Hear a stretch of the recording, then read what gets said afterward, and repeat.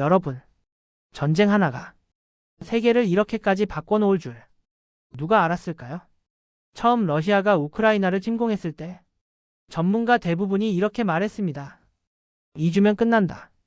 키이우는 곧 함락된다. 우크라이나는 버티지 못한다. 그런데 지금은 5년 차입니다. 사망자 수십만 명, 부상자 100만 명 이상. 유럽은 다시 군비 경쟁. 나토는 역대 최대 규모 확장. 북한까지 참전. 그리고 최근 미국, 러시아, 우크라이나 3자 회담. 트럼프의 한마디. 합의 95% 왔다. 하지만 이상합니다. 전쟁은 멈추지 않았습니다. 오히려 더 위험해지고 있습니다. 도대체 왜일까요? 오늘 영상에서는 왜 이 전쟁은 끝나지 못하는가? 95% 합의의 진짜 의미. 러시아가 절대 물러설 수 없는 이유. 우크라이나가 끝까지 버티는 이유. 그리고 북한 참전이 한국에 주는 충격. 지금부터 5년째 이어지는 끝날 수 없는 전쟁. 그 진실을 하나씩 파헤쳐 보겠습니다.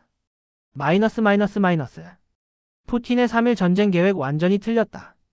2022년 2월 새벽 러시아 탱크 수천 대가 우크라이나 국경을 넘었습니다. 푸틴의 계산은 단순했습니다.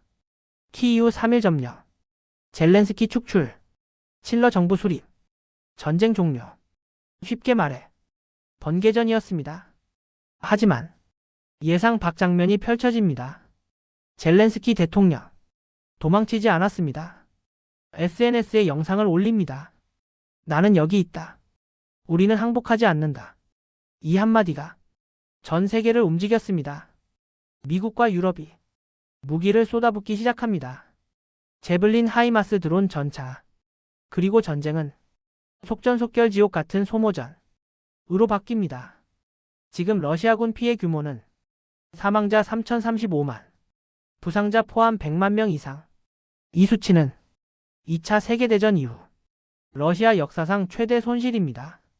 전쟁이 길어질수록 러시아도 우크라이나도 서서히 피가 말라가고 있습니다. 그런데 왜 아무도 먼저 멈추지 못하나? 여기서 중요한 질문.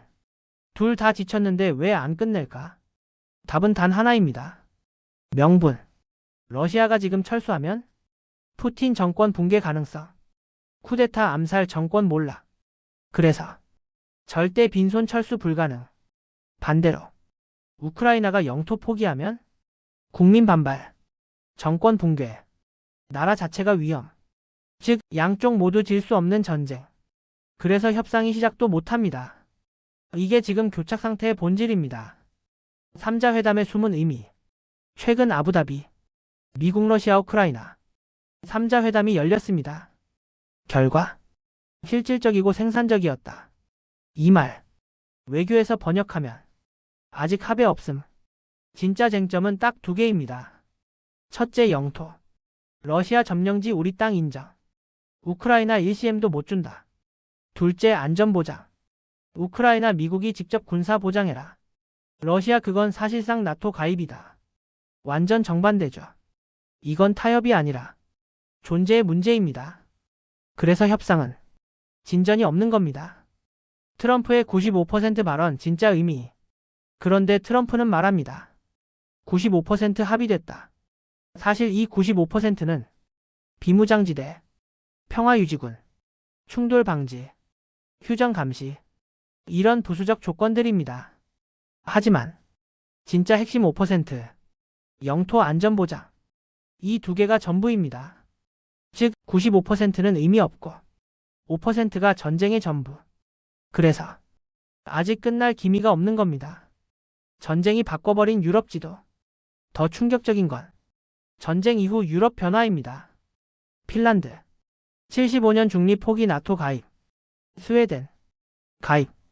폴란드 군사비 폭증. 러시아는 지금 유럽 전체에게 포위. 푸틴이 막으려던 나토 확장이 오히려 2배로 커졌습니다.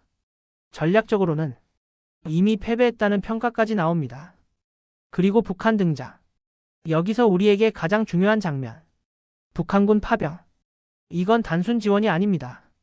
러시아는 북한에 미사일 기술, 위성 기술, 군사 협력, 경제 지원, 줄 가능성이 큽니다.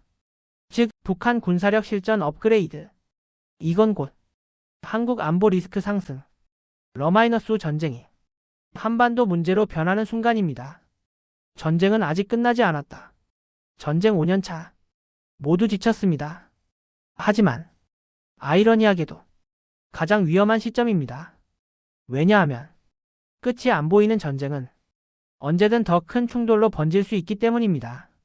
러시아, 우크라이나, 나토, 미국, 중국, 북한, 세계 강대국이 모두 얽힌 거대한 체스판. 그리고 그 여파는 결국 우리에게 돌아옵니다. 여러분은 어떻게 보십니까? 올해 안에 종전 가능할까요?